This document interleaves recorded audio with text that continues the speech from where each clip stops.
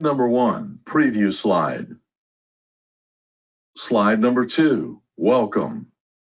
Welcome, and thank you for joining the Florida Department of Transportation District 4 in this public meeting for the Southwest 148th Avenue Roundabout construction and resurfacing improvements project. Participants are able to attend this meeting in person or virtually. We are using the GoToWebinar meeting platform for the virtual attendance option. There is no cost to the public to log in or dial in to participate in the meeting. Slide number 3, agenda. The following presentation will provide you with information on the proposed project design and improvements. You will find out the project schedule, proposed design plans, and anticipated construction timelines. But first, we will introduce the project team, review the department's non-discrimination policy, and go over the meeting format and the rules of engagement. We will also share information about the Broward Metropolitan Planning Organization and the Florida Department of Transportation safety message for October 2021. Following the presentation, project representatives will be available during a question and answer session to answer pertinent questions regarding the project. Slide number 4, introductions. Slide number 5, speaker introductions. Please meet our project representatives who will be addressing your comments and questions after the presentation. James Hughes is the project manager with the Florida Department of Transportation, or FDOT. Richard Harrison is the engineer of record for the consultant, Kissinger, Campo and Associates, and Cynthia McGrail is the public information officer. Benjamin Restrepo is a transportation engineer and is representing the Broward Metropolitan Planning Organization. Slide 6, for dial-in by phone attendees. If you dialed in today on a telephone line and arranged for a paper copy of the presentation, the presenter will announce the page number of the slide being shown. The presentation is available on the project webpage at https://fdot.cc/bass_creek_registration. Slide number 7, to report a technical issue. If you happen to experience a technical issue during this meeting, please call the technical helpline at 1-833-851-8340 or type the issue in the questions box on the control panel to report it. Staff will do their best to assist you. Slide number 8, GoToWebinar technical information. We are using the GoToWebinar meeting platform for this meeting. On your computer or device screen, you should see something that looks like this in the upper right corner. To listen to the meeting, your computer or device speakers are selected by default. If you prefer to listen by phone, select telephone in the audio pane of the control panel and dial in using the information displayed. Slide number 9, non-discrimination policy. Slide number 10, Title VI. The Florida Department of Transportation complies with various non-discrimination laws and regulations, including Title VI of the Civil Rights Act of 1964. Public participation is solicited without regard to race, color, national origin, age, sex, religion, disability, or family status. Persons wishing to express their concerns relative to FDOT compliance with Title VI may do so by contacting FDOT District 4 Title VI Coordinator Sharon Singhayan at 954-777-4190 or Sharon.Singhayan at dot.state.fl.us or they may contact FDOT State Title VI Coordinator Jacqueline Paramore at 850-414-4753 or Jacqueline.Paramore at dot.state.fl.us. Slide number 11, Public Information Meeting, Public Notice. Public notice for this public information meeting, including information on how to access the meeting platform, was provided in letters to property owners and tenants in the project area, on social media feeds, on the district's website, and in the Florida Administrative Register. Slide number 12, Rules of Engagement. Slide number 13, Rules of Engagement. This public information meeting is being recorded. If you experience technical difficulties, please call the helpline at 1-833-851-8340 so that a member of our technical support team may assist you. All virtual attendees will remain muted throughout the meeting. Virtual attendees are also welcome to submit any questions or comments using the platform's chat box at any time, and a member of the team will respond during the question and answer session. After the formal presentation, in-person attendees may raise their hand to be recognized or submit a written question or comment directly to the on-site staff, or by placing a written comment in the comment box. Slide number 14, Broward MPO information. Now we would like to share some information about the Broward Metropolitan Planning Organization. Slide number 15, who is the Broward MPO? The Broward MPO is a federally chartered entity responsible for transportation decision-making in the Broward region. MPO federal attributable funds are utilized to fund a variety of transportation projects. The Broward MPO also influences the expenditure of state and other federal transportation funds at the regional level.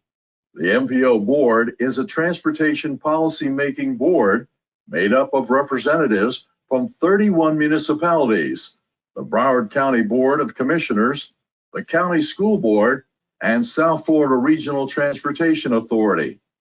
The Broward MPO works to develop plans, conduct studies, and establish initiatives and programs to identify areas or corridors in need of improvement. The Broward MPO's mission is to collaboratively plan, prioritize, and fund the delivery of diverse transportation options. The MPO's vision is that their work will have measurable positive impact by ensuring transportation projects are well selected, funded, and delivered. Slide number 16, Complete Streets and Other Localized Initiatives Program. The MPO's Complete Streets and Other Localized Initiatives Program, CSLIP for short, is a competitive grant program that provides funding opportunities for small local transportation projects which improve the safety and mobility for all transportation users in Broward County. This program can fund projects such as, but not limited to, complete streets projects, traffic calming and intersection improvements, ADA upgrades, mobility hubs, bus shelters, bike racks, and technology advancements such as transit signal priority and traffic control devices. Each cycle, applicants are required to submit program-ready projects with proof of roadway ownership, a well-defined scope of work, partner collaboration, a cost estimate prepared by a professional engineer, documentation of public outreach, and a commission resolution of support. Back in 2016, the first CSLIP cycle, the City of Miramar submitted the Southwest 148th Avenue Improvements Project, FM number 439993-1, for consideration. This project was objectively ranked by the MPO, approved by the MPO board, vetted by the MPO and FDOT, and programmed for funding in the Broward MPO's Transportation Improvement Program. Slide number 17, FDOT safety message. Florida Department of Transportation safety message for October 2021. Slide number 18. The Florida Department of Transportation is proud to present our safety message for October 2021. There is nothing more frightening than a drunk driver. From 2015 to 2019, on Halloween night, 41% of those killed were in traffic crashes that involved at least one drunk driver. Slide number 19. If you're sipping a potion, drinking something boozy, or indulging in a witch's brew, don't get behind the wheel. Call a sober friend, rideshare, or taxi. They'll get you home safely and ensure your Halloween fun doesn't end up in a nightmare. Remember, buzz driving is drunk driving.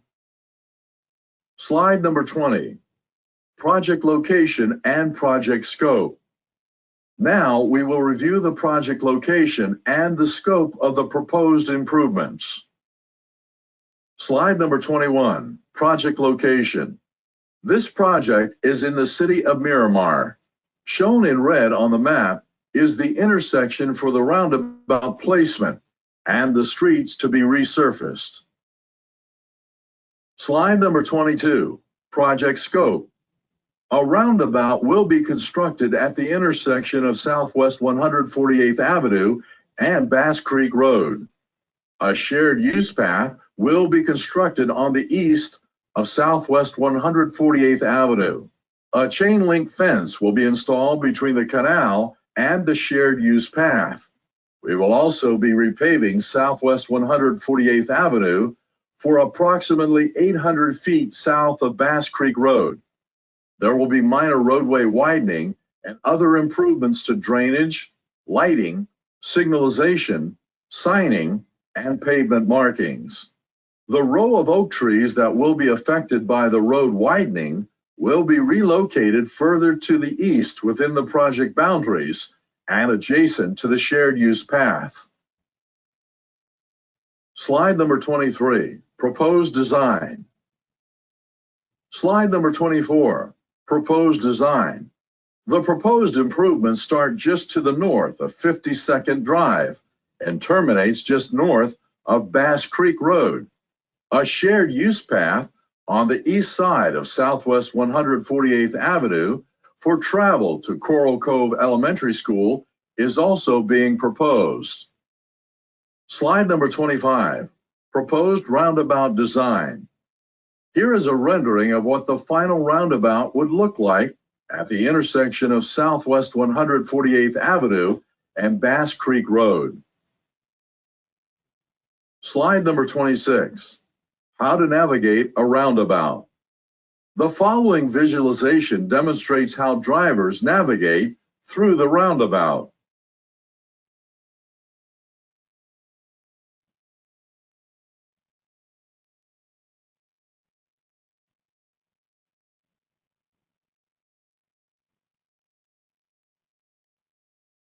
Slide number 27, Temporary Traffic Control Plan, TTCP.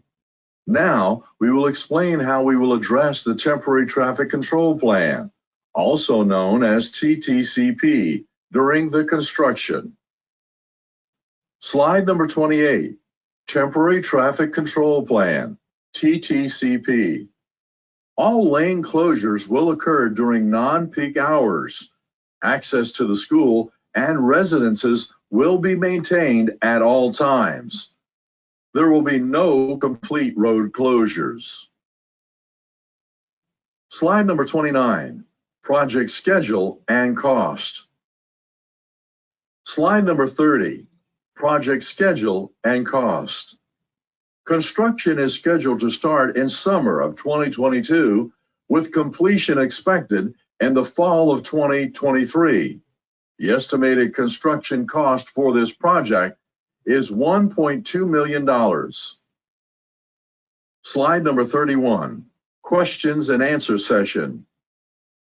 Slide number 32, submitting comments or questions. For online participants, you can type your comments or questions in the question box on the GoToWebinar control panel. For those online participants that would like to speak, use the raised hand button on the upper left of the control panel. Request to be unmuted. When your name is called, please unmute your microphone on the control panel. When the button is green, your microphone is unmuted and ready for you to speak. For those participating in person, you may submit a comment or question in the comment box located at the comment table. Raise your hand to be recognized by the project team, or fill out a speaker request card and return it to the sign-in station. When your name is called, please come up to the microphone to state your comment or question. Additionally, anyone can submit their comment or question by phone. The phone number is 1-866-952-8437, ID 270-864-63. Slide number 33, alternative ways to submit comments or questions. You are also able to submit written comments or questions online at the project website, or by emailing or via U.S. mail to the project manager. If you wish to speak with the project manager after the meeting, you can also call him at 954-777-4419. Our project team will now lead the live question and answer session.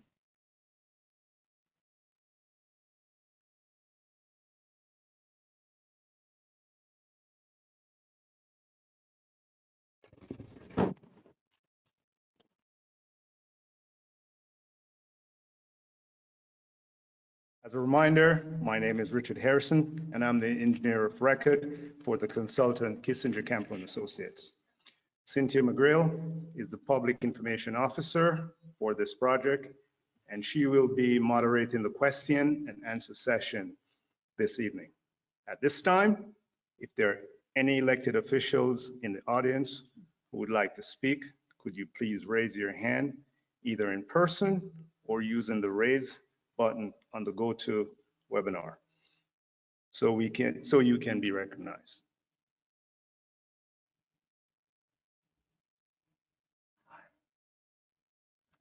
Hello. Okay, just making sure you could hear. Yes, Now I hear the mic.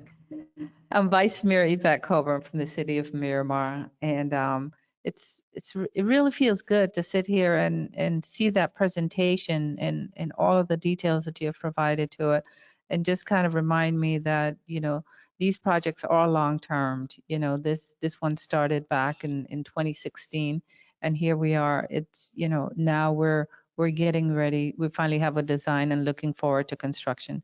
And I just want to thank the listeners, those who have joined the meeting, to find out more about what's going on in the city of Miramar and about these projects. And just to say that whenever there is a need of some sort in a community that's identified, that we try to work with the MPO as an MPO representative here in the city of Miramar. I do try to present those so that our staff can evaluate it and present it and take advantage of these programs for the betterment of our community. And this is one such program. So I'm excited that this is coming to life.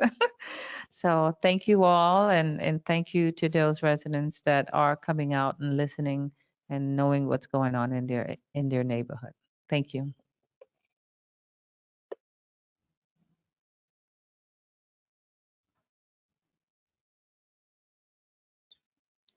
We can start with one of our online questions.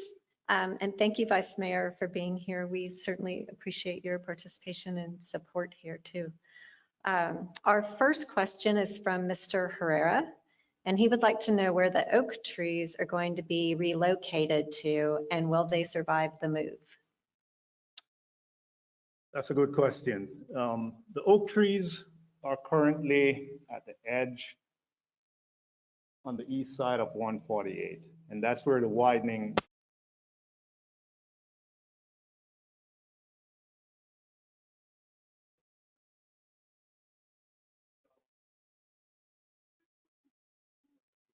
little to the east of their current location.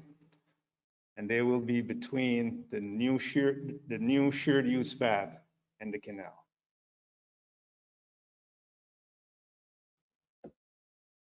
Jim. Yeah, hello, Jim Hughes, DOT Project Manager. I'd just like to add to that, the part of the question that was asked if they will survive. You know, we had a landscape architect on the project, and as well as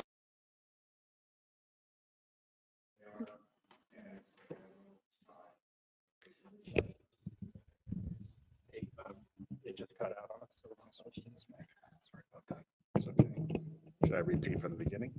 Yeah, I would go. Okay. Okay. Yeah, sorry about that. Again, Jim Hughes, FDOT Design Project Manager.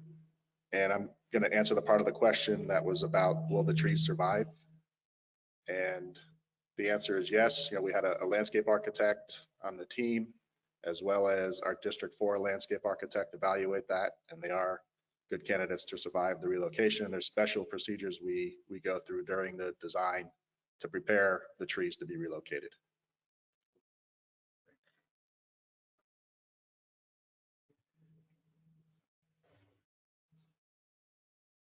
Are there any questions from our live audience?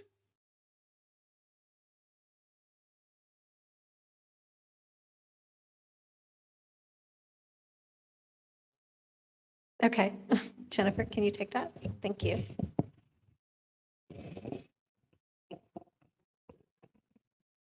Good afternoon, everyone. My name is Dirk Charleston, and I'm a resident of the Huntington and also the president of the association.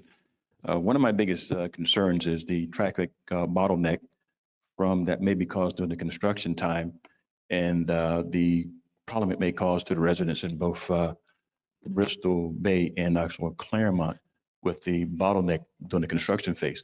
I understand that the alleviation of the traffic when it's completely done, but what about during the construction phase?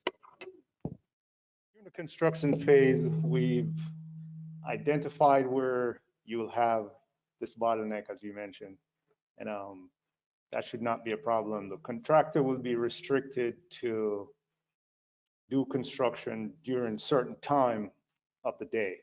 So when there is pickup at the school and drop off, he'll be restricted to not doing any work during those hours and to provide a clear path so people can traverse back and forth through the construction zone. So the traffic should be no worse than it is currently during construction, but it will be greatly improved once the construction is over. Just to follow up, I would like to first and foremost thank Commissioner, Vice Mayor for all the efforts you've done for our community, coming out and spearheading this for us and putting us on the radar. I know this is a long time coming, and see the fruitions of what you guys have put together, both for the state and local. Sal, I spoke to you a number of times about this project. We're looking forward to it, and we're having more discussions later on. For the police department, thank you for what you do, keeping us safe over there. DOT, we'll have some more discussion with you, Mr. Hughes, about things we're looking at and identifying that we think that could help our community out, especially on Bass Creek Road. Thank you.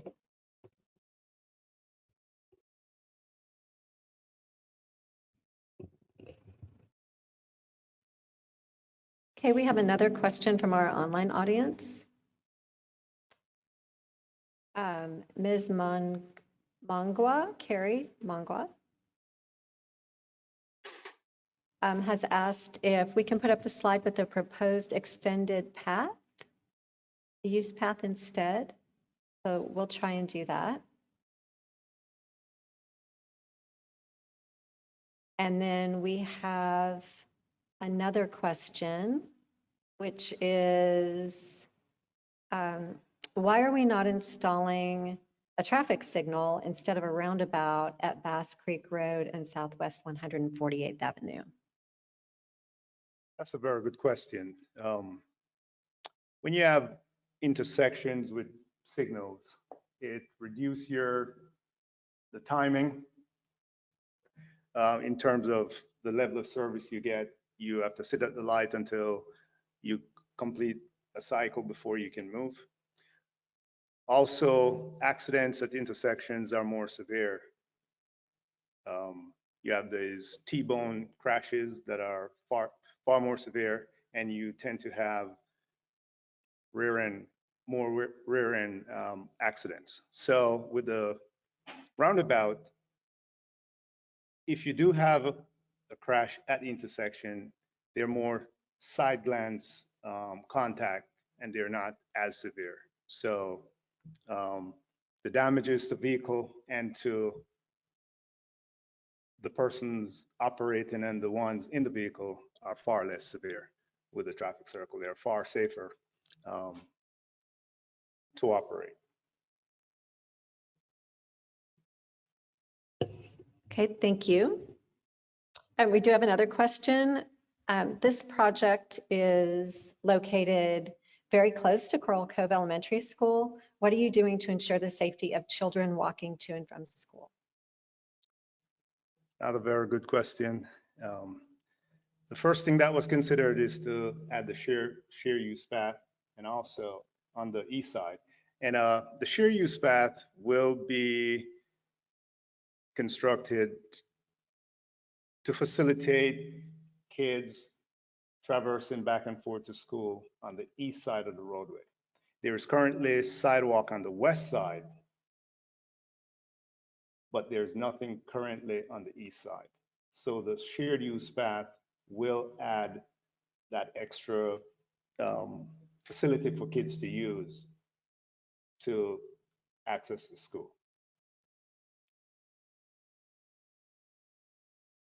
Okay, thank you. Do we have any questions from our live audience? Not right now. Here we go. Okay, Carrie Mangwa, Ms. Mangwa. Will the pedestrian path on the west side of Southwest 148th Avenue be maintained after expansion, or is that being replaced by the extended use path, which is on the east side of the street instead? No, the sidewalk on the west side will remain in place. There's some sections of it that will be repaired during this improvement, but it will still be there. The shared use path is additional access. So no, you will not lose the existing sidewalk on the west side. Okay, thank you for asking that question.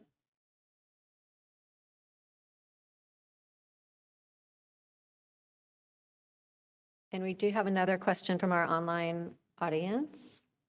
Many drivers are unfamiliar with how to drive on roundabouts. How will you educate the public on how they work so that we don't have increased traffic delays or accidents? Well, from the slideshow, we showed how you would traverse a roundabout. It's extremely simple. On approaching the roundabout, you would yield to pedestrians at the crosswalk. If you notice, the crosswalks are set back about a 1 car length from the intersection. So once it's clear to traverse across the crosswalk, you will yield to any traffic that's within the circle. Once you have a clear path, you can enter the circle, and you will just look for the leg you need to exit. And you will definitely use your indicators when you're within the circle to tell the driver behind you which leg you're using to exit the circle. But it's fairly simple to use, and it's a 1-lane roundabout, so it's easy to traverse. If you miss the leg you want to get off, you just continue around the circle and you get back and you can exit. Okay, thank you. Our next question is, I live at the Reserve off Southwest 148th Avenue. Will access to our community be blocked during construction? No, you will not be blocked during construction. You will have full access both to the school and to residents during construction. Great. I just want to check in with our live audience to see if there's anyone who has a question here. No hand showing so far. No hands going so far? Okay. Let me just take a quick look here.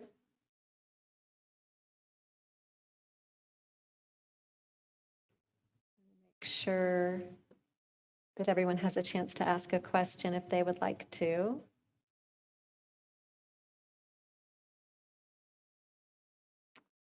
Here we go. We have another question. What are you doing to help the overall congestion during drop-off and pickup times at school? The traffic and backup there is horrible. Well, the proposed improvements that we're showing in this presentation will greatly improve the traffic during the pickup and drop-off time. There's a dedicated right turn lane that will be used for folks accessing school to drop and pick up kids. So that lane is dedicated just for that purpose, and you can stack in that lane. Where traffic needing to go north and south along Southwest 148 will have full access to go. So you will not be impeded by the traffic stacking up to pick up and drop off kids along 148. So. Yeah, this is Sal Zuniga, a Miramar City engineer. And just to add to Richard's response, as he mentioned, these improvements are going to improve the circulation, especially with the school traffic.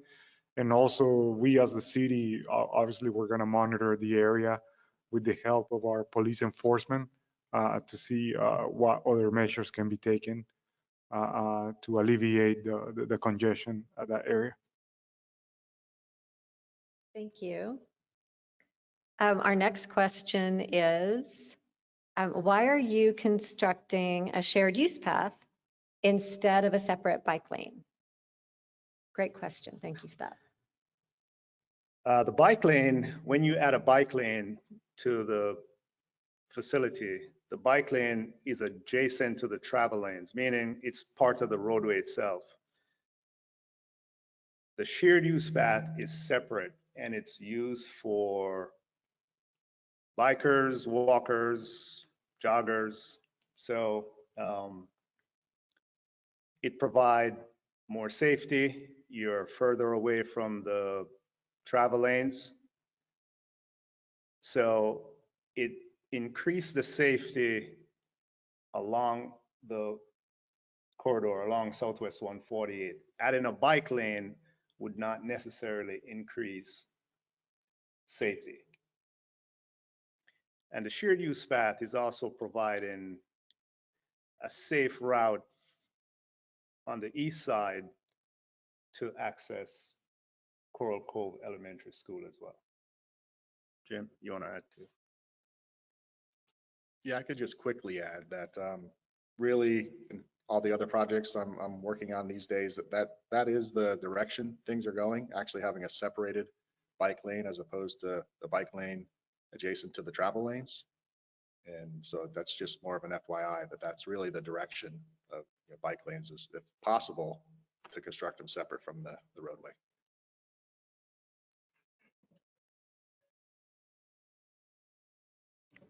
I'm going to check in with our live audience.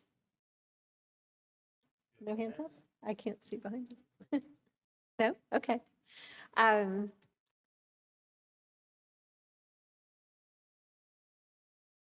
Here's another one. What will be done to ensure that the area will be maintained in terms of litter and mowing during construction? So I will leave this. What's that? Yeah, so part of the city's obligation is to maintain litter mowing of the construction area. So obviously we'll be working with our public works department to make sure that we meet those obligations. And obviously we'll address complaints during constructions if there's any. Thank you. Thank you for that. Thank you for that question and the answer. Our next question is, why is a roundabout necessary at this location? It seems like a big change. I think you'll have to stay up here, so. Yeah, so back when we the city initiated this project, there were several concerns at this location. One of them was school traffic, obviously, we've heard about it. Other was safety. There were a lot of accidents were occurring at that location, where even though it's a three-way stop sign, a lot of people were running the stop sign on the main road in 148. And that will create a lot of dangerous T1 crashes. So roundabout have been shown to provide safety to intersections, as the drivers, when they enter the roundabout, they're paying more attention and they're driving at a lower speed. So if a crash occurs, it will be less severe than somebody running a stop sign. Thank you for that answer. Let me check here and make sure that we are getting to everyone's questions.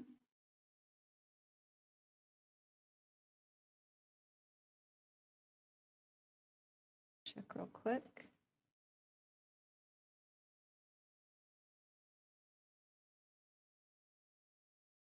I think we have, I'm going to give it a few minutes and see if we have some more pop in the chat box. Richard or Jim, is there anything that you would like to add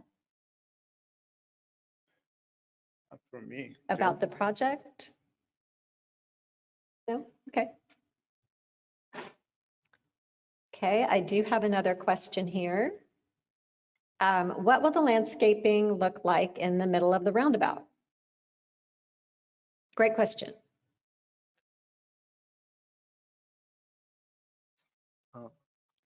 As of now, there's nothing major going there other than grass.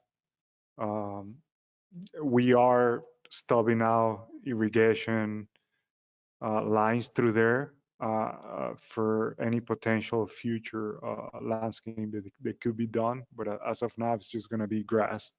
But the city can then evaluate if they want to put additional landscaping in it.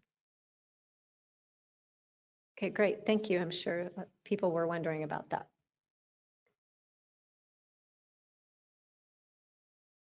Let's just see if we have some more questions come in. We'll give people a few minutes to type them in.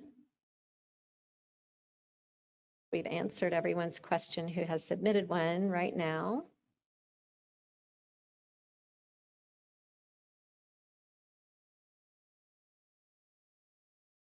And if there's anyone in our live audience who would like to ask a question or make a comment, you're welcome to do so.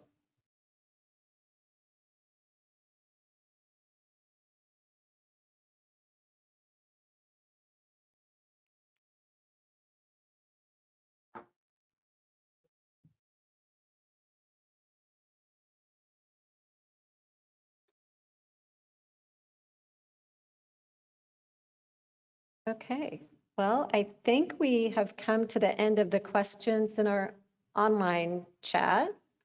And unless someone in our audience has a final thought or comment, I think we can go ahead and move forward and close out this section. So it looks like we've addressed all of our questions and there are no hands raised. So we will close out the virtual portion of our meeting tonight. Thank you all for your participation. We really appreciate you being here. And Chuck, if you could please go to slide 34, and we'll start the closing and contact information so that folks can submit comments later if they like. Thank you very much.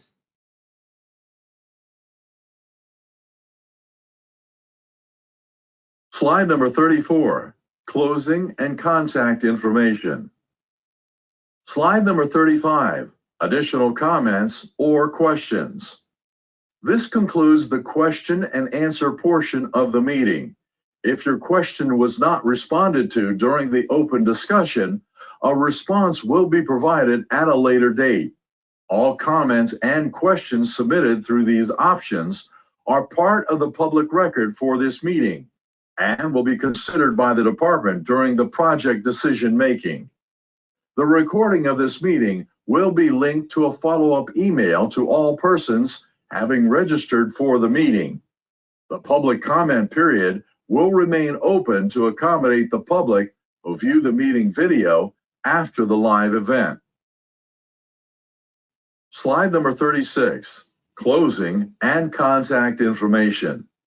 Thank you for attending today's meeting for the Roundabout Construction and Resurfacing Improvements Project in the city of Miramar. Again, the department invites your comments and questions, so please use one or more of the comment options shown on the screen: email, mail, and direct call. When you log off today's meeting, you will receive a short survey sent to the email you provided. We hope you will complete the survey, providing feedback about the meeting. You will also receive a follow-up email within 24 to 48 hours with a link to the recording of today's meeting. The recording link will also be posted at the web link shown on the flyer. This concludes our presentation this evening. On behalf of the Florida Department of Transportation and our presenters, thank you for joining us and have a good evening.